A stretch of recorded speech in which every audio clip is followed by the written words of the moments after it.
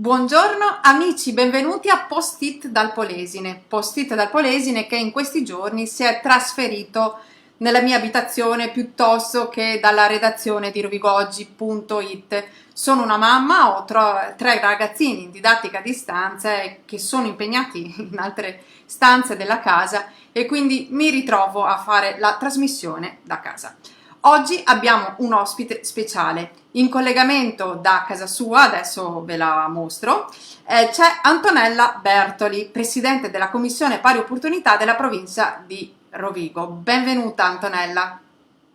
Grazie, buongiorno a lei, buongiorno a tutti. Benissimo. Grazie per avermi invitato. Antonella Bertoli è stata sulla cresta dell'onda per anni, impegnata attivamente in politica, al centro di battaglie che l'hanno posizionata sempre dalla parte delle donne. Quando le province valevano ancora qualcosa è stata assessore provinciale e presidente del Consiglio. Ha insegnato lettere a generazioni e generazioni di ragazzini, oggi è felicemente nonna e come abbiamo detto all'inizio è impegnata a Palazzo Celio ad organizzare le attività della Commissione Pari Opportunità. Antonella, la tua Commissione Pari Opportunità ha una connotazione spiccatamente culturale, ovvero promuove le pari opportunità dal punto di vista della cultura. Perché questa scelta? È stata una scelta unanime tra tutte le 9 donne, diciamo, che fanno parte, che compongono la commissione. Una scelta unanime perché la cultura è universale, attraverso la cultura si cerca e si può veicolare quel messaggio che altrimenti fa fatica a passare. Certo. Noi, il nostro obiettivo è quello di raggiungere quelle donne che non frequentano i dibattiti, che non guardano, che non fanno politica, eccetera. Raggiungere quelle donne che sono ai margini, diciamo, della società e cercando in modo di passare questo messaggio che è l'uguaglianza, la parità, la dignità e il voler raggiungere la parità in tutti i sensi per le donne. Bene, cosa significa quindi per te parità, pari opportunità oggi? Diciamo, aggiungiamo anche un'altra cosa, sì. Pari opportunità non solo per le donne ma per tutte quelle fasce della popolazione che hanno difficoltà ad aggiungere lo stesso livello e le stesse appunto opportunità per fare sì che il loro progetto di vita diventi una vera e propria realtà. Certo. Questo succede soprattutto nella nostra provincia. E le attività promosse dalla tua commissione sono davvero numerose. Quali sono per te le più importanti e perché?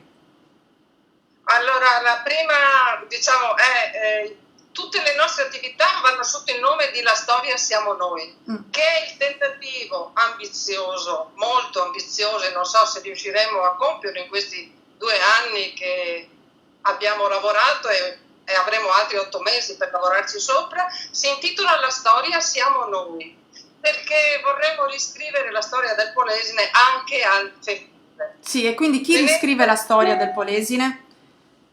La storia del Polesine al femminile significa, attraverso le varie iniziative che adesso brevissimamente elenco, dire che le donne sono state protagoniste in tutte le vicende anche della nostra terra, sì. Mentre nei libri di storia troviamo per lo più uomini. L'unica donna che troviamo è Jessie White, grandissima donna a cui ci incliniamo tutti quanti, che però era compagna di Alberto Mario. Ecco, un libro grande su di lei. E invece ci sono tante donne, ci sono state tante donne che sono state taciute e che bisogna ricordare. Per cui, ripeto, noi abbiamo avuto la Lina Merlin, per esempio, storica, donna parlamentare di Adria, che poi si è trasferita, con il marito a Milano, però è polesana, a tutti gli effetti, per le strade famosa per aver chiuso le case chiuse, scusate la cacofonia, però è importante ricordarla. Abbiamo contemporaneamente una figura come Angioletta Masiero, che è una grande poetessa, è stato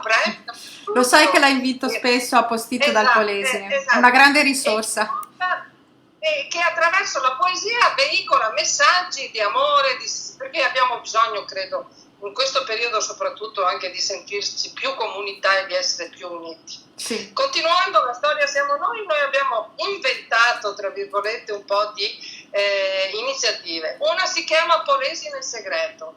Polesi nel segreto racconta, abbiamo cominciato l'anno scorso, continueremo perché abbiamo già presentato i progetti, i programmi per quest'anno con l'aiuto preziosissimo della Fondazione della Cassa di Risparmio, perché se non ci fosse la Cassa di Risparmio noi non faremmo quasi nulla se non attività di webinar o di incontri con coloro che sono disposte, e sono tante le donne che sono disposte a venire a parlare gratis e a portare e presentare i loro libri gratuitamente. Prima potevamo farlo in presenza ed era una cosa bellissima, avevamo contatti con le scuole in continuazione, le scuole di tutti i generi, di tutti i gradi potevano venire, delle superiori ovviamente, potevano venire e la provincia era sempre piena di gente, piena di ragazzi, e attraverso questo veicolavamo su di loro e attraverso di loro anche ai genitori quei messaggi che vorremmo far passare come anche attraverso le nuove generazioni. È innegabile che la provincia abbia le porte aperte. Certo, soprattutto attraverso le nuove generazioni, perché se non educhiamo, tra virgolette, all'amore, al sentimento, all'affettività, alla cultura e ad amare la cultura, i giovani, noi avremo un futuro, soprattutto nella nostra provincia, che è abbastanza incerto e pericoloso secondo me. Quindi, Antonella, vorrei solo dire, Polesi nel segreto racconta 4 comuni per volta le storie di una volta, cioè quelli che non si sono conosciute più e che si sono tramandate solo oralmente, perché non sono scritte da nessuna parte. E quest'anno è stato finanziato l'anno scorso in 4 comuni, Canda, Lendinara, Loreo, Ceregnano, e quest'anno invece andremo in altri, Crespino, Trecenta, a Cagen di Taglio di Po e poi Porto Tolle. E sono storie di horror, storie orrorifiche, perché nel nostro Polesine sono successi fatti sanguinolenti. Per esempio l'anno scorso a Loreo abbiamo tirato fuori e raccontato ai più leggenda, storia vera, non si sa insomma, di Cthulhu e degli antichi, del profondo scritto da Lovecraft, che sembra sia passato H. Lovecraft nel nostro Polesine. Qualcuna di queste storie orali è arrivata anche a casa mia attraverso i ragazzini, qualcuna appunto di quelle lì che fanno paura. Mi sembra che fosse ambientata a un Trencetta o a Canda, in qualche casolare di campagna, ma credo che l'abbiate sotto mano. Una contessa triste che ammazzava i popolani, ammazzava i contadini e poi se ne faceva il bagno nel loro sangue. Quindi abbiamo anche noi le nostre storie segrete che fanno sì paura, però ci raccontano un passato che fa parte, che si raccontava tra l'altro nei filò che si facevano nell'estate per riscaldarsi, quindi andare avanti. E parliamo di estate, Antonella, parliamo di estate. Che progetti porterà avanti la provincia per questa estate che speriamo riapra i battenti e al pubblico? Allora, confidando che arrivino i vaccini e incrociamo le dita su questa cosa e che quindi possiamo attingere a questa immunità di gregge che speriamo si arrivi, su questo avrei qualche polemica da fare, ma non è questo il caso di farlo.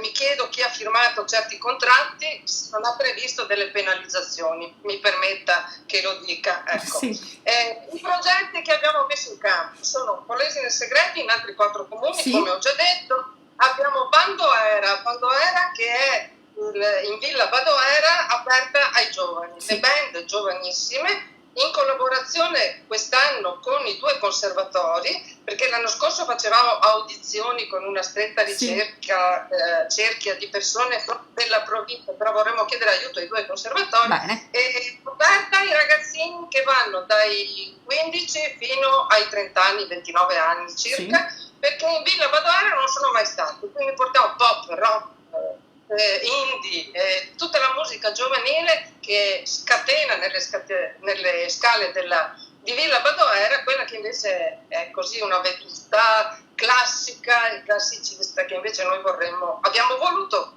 e abbiamo già fatto 2 edizioni ringiovanire e abbiamo avuto un grande successo. Mi ricordo, lo so. Hanno avuto i ragazzi e tra l'altro tante band di ragazze donne che suonano e non hanno l'occasione di suonare in altre cose, quindi siamo felici anche per questo. Quindi, però Bene. le pari opportunità sono per le giovani donne e per i giovani maschi, cioè è indifferente il sesso, ecco. Certo. Non siamo questo. Antonella. Altre donne continua tra Ville e Giardini, sappiamo che tra Ville e Giardini, su cui io mi sono battuta da 2 anni che sono lì insieme alla mia commissione per avere il 50% di artiste donne e il 50% di artisti uomini. In realtà non siamo ancora riusciti ad arrivare 50-50, siamo arrivati l'anno scorso al 40%, però confido che quest'anno riusciremo a battere. Ci sono tantissime donne fantastiche dal punto di vista artistico, vabbè, donne sono sempre fantastiche, però dal punto di vista artistico hanno una creatività che a volte gli uomini neanche si sognano, voglio dire. Esatto, e noi vorremmo su questo proprio caratterizzare tra Ville e Giardini proprio per quella rassegna che in tutto il Veneto porta finalmente anche la parola delle donne. In fin conti la storia siamo noi e quindi vogliamo raccontarla anche attraverso il teatro e gli spettacoli dal vivo. Le altre iniziative sono Teatro per Casa, cito brevissimamente, che invece è una iniziativa che si svolge sempre in 4 comuni, però in 4 ville private che non sono aperte al pubblico e che per la prima volta danno la possibilità alla gente comune, la gente come me che non può andare a visitarle queste cose. E questo teatro in collaborazione con la FITA, tutte queste iniziative sono in collaborazione con associazioni del nostro territorio, ci tengo a sottolinearlo perché così li facciamo lavorare, hanno bisogno di c'è bisogno di sostenere chi fa qualcosa, arte o cultura o comunque chi fa nel territorio. Esatto, noi ci mettiamo le idee e dopo affidiamo a loro proprio per avere un po' di ristori, questi benedetti ristori, almeno che tramite la provincia e con la fondazione o i fondi della fondazione siano aiutati a crescere, insomma, a lavorare. Ecco. Antonella, lei è una persona poliedrica. Vorrei fare un'altra domanda e spostare un po' il focus. È scrittrice, pittrice, poetessa. Quale di queste arti in questo momento della sua vita la connota di più? Dai, lo vogliamo dire, lei è comunque una persona a 360 gradi, molto, con tantissime sfumature.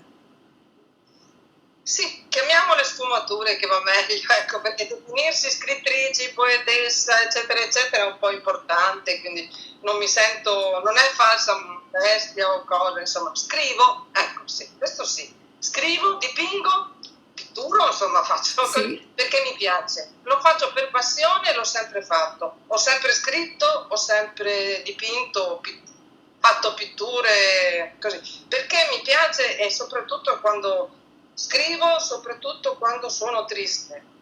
Questa non è una bella cosa perché si dovrebbe anche esprimere la felicità, però mi riesce più facile. È il valore terapeutico della scrittura, il far star bene nel momento negativo. Buttare fuori perché si ha dentro è anche una catarsi, insomma, ecco, venire fuori. Allora, lei crede tantissimo sul fatto che bisogna lasciare il mondo migliore rispetto a come lo si è trovato. L'ho letto da qualche parte perché io stimo moltissimo i suoi scritti, mi piace molto. Pensa di esserci riuscita a migliorare un pochino almeno questo mondo? Ha consigli da dare? No. Purtroppo io non credo. Io ho cercato in tutta la mia vita di riuscire a fare, non per interesse personale, ma proprio per la passione che mi ha contraddistinto anche per la politica, per quando ero assessore al turismo, quando ero l'assessore alla cultura in provincia, così ho cercato di portare avanti tante iniziative, non solo, ma anche tanti progetti che sono arrivati al Consiglio dei Ministri, poi però si sono perse, questi progetti sono rimasti quando, con le varie vicende che non sto qui a ripetere, insomma, mi hanno letteralmente fatta fuori, mi hanno buttato fuori per motivi che poi sono rivelati completamente fasulli e ci tengo a ribadirlo anche qui, io sono stata assolta in appello perché il fatto non sussisteva, e credo che questa sia una cosa importante da sottolineare. Certo. Però mi hanno tolto 20 anni di vita, 20 anni di possibilità di lavorare, di fare, di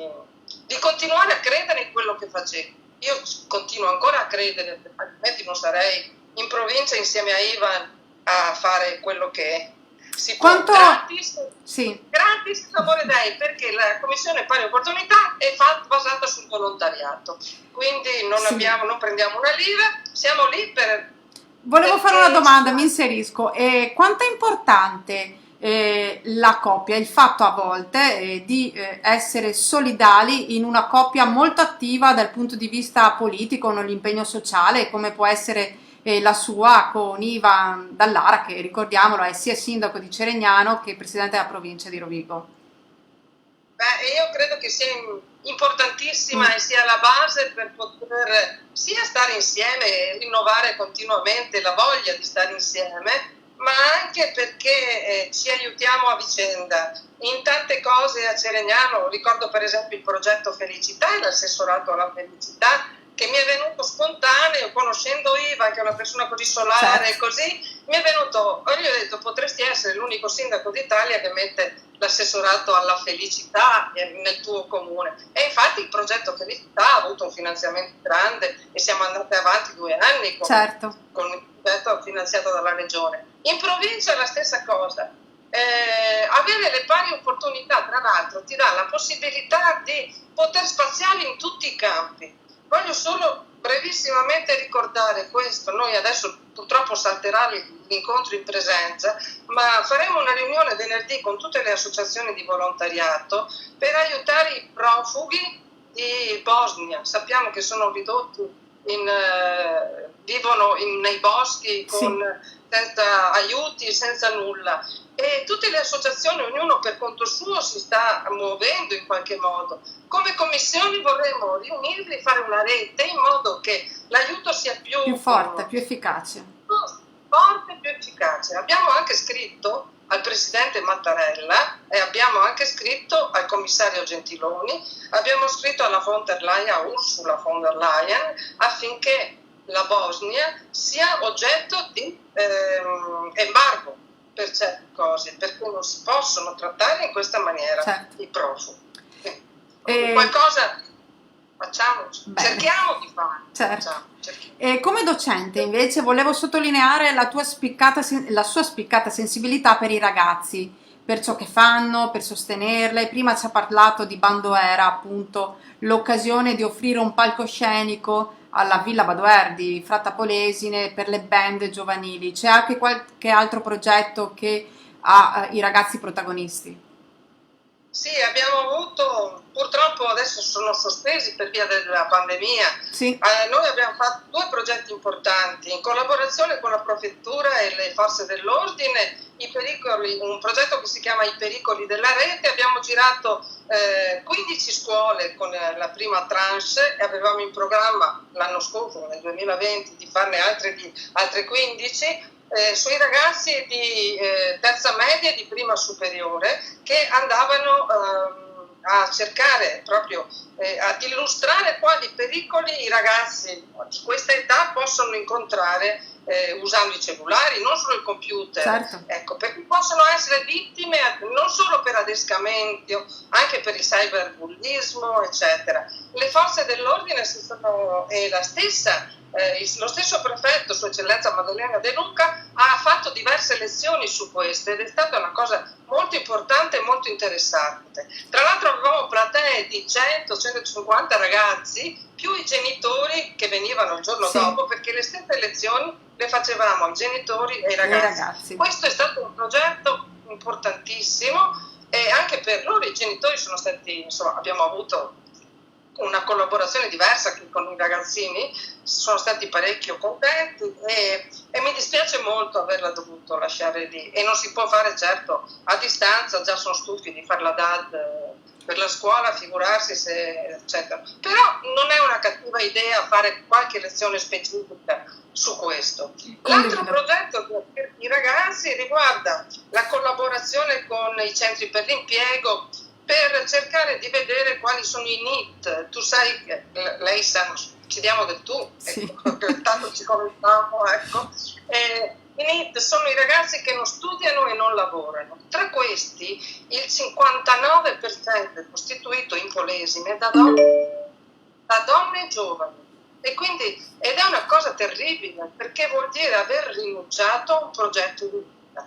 Che cosa si aggancia a questo brevissimamente? Si aggancia il protocollo d'intesa che noi approveremo in Consiglio provinciale il 24 di questo mese di marzo, poi lo manderemo a tutti i comuni a cui abbiamo già inviato la carta per le pari opportunità per costituire una rete. Questa rete attingerà a fondi regionali e a fondi nazionali per cercare quelle proprio di catturare, tra virgolette, di intercettare quelle donne che non hanno più speranze, che non hanno borderline, che se ne sono andate di casa e vivono su una panchina, e nella nostra provincia, ripeto, ce ne sono tante. Questo progetto spero vada in porto. Sì, spero anch'io. Senti, voglio farti un'ultima domanda. Scusami se ci sono queste interferenze, ho le notifiche, dovrei toglierle, ma non riesco a farlo in questo momento. Vorrei parlare delle donne vittime di violenza, donne uccise con questi lockdown, con queste chiusure, con queste convivenze che diventano forzatamente forzate, nel senso che non puoi uscire da casa e dal contesto familiare. Sì, sono aumentati i femminicidi. E ne verremo mai fuori? Cioè, cos'hai da dire su questo fenomeno che ci ha portato indietro di decenni? Beh, io l'ho sempre detto anche in altri webinar, e anche nell'ultimo webinar che abbiamo fatto su donne e pandemia, lavoro e pandemia. Il lockdown senza dubbio ha aumentato con la convivenza forzata, appunto, ha aumentato le violenze. E l'ho sempre detto e lo dirò sempre che comunque la base da cui partire è l'educazione. La base di cui è formare nuove generazioni, formare nuove mentalità, partire dall'infanzia e mettere nei programmi della scuola dell'infanzia di tutti i gradi, di ogni grado di scuola, l'educazione sentimentale, l'educazione all'affetto, l'educazione al rispetto per gli altri, sia esso donna, sia esso uomo, sia esso di qualsiasi etnia, di qualsiasi razza, di qualsiasi colore. Se non si parte, non ci si convince che bisogna partire da quando un bambino nasce e da quando un bambino comincia a frequentare, a socializzare nella scuola, credo che non ne usciremo, perché se un bambino esce da una famiglia violenta crescerà indubbiamente diventerà violento a lui. Ma secondo te c'è speranza che questa materia diventi una materia scolastica? Se non insistiamo noi donne non diventerà una materia scolastica. Deve diventare. Però credo. Guarda, questa è una proposta che abbiamo fatto ai due parlamentari che hanno chiuso il webinar dell'8 marzo che abbiamo fatto. Ci hanno detto presentateci un disegno di legge e noi lo porteremo avanti. Io sto cercando di scriverlo, non dico di essere brava a fare un disegno di legge, però loro che sono parlamentari, uno in Senato, l'altro in Parlamento, poi metteranno le correzioni eccetera. Poi ho anche i dirigenti della provincia che in qualche modo mi daranno una mano per i riferimenti. Ti auguro tanta fortuna e una buona riuscita di questo progetto, perché ritengo che sia indispensabile la formazione a scuola sui sentimenti. Sì. Allora, grazie Antonella Bertoli, è stata una bellissima chiacchierata, sei un fiume di novità e di notizie e di informazioni, ci ritroveremo presto. E magari prima dell'estate, quando sarà ora di dare il via agli eventi estivi. Spero di poterti avere ancora ospite a Post-it e ti auguro una buona giornata. Ringrazio chi ci ha seguito fino adesso, fino a questo momento. Ricordo l'appuntamento di domani, però voglio dire una novità.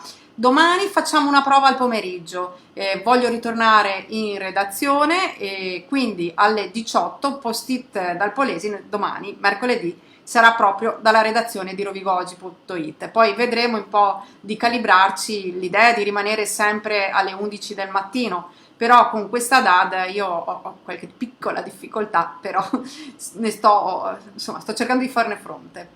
Grazie ancora Antonella, grazie a tutti, buona giornata. Grazie a te. Arrivederci. Arrivederci.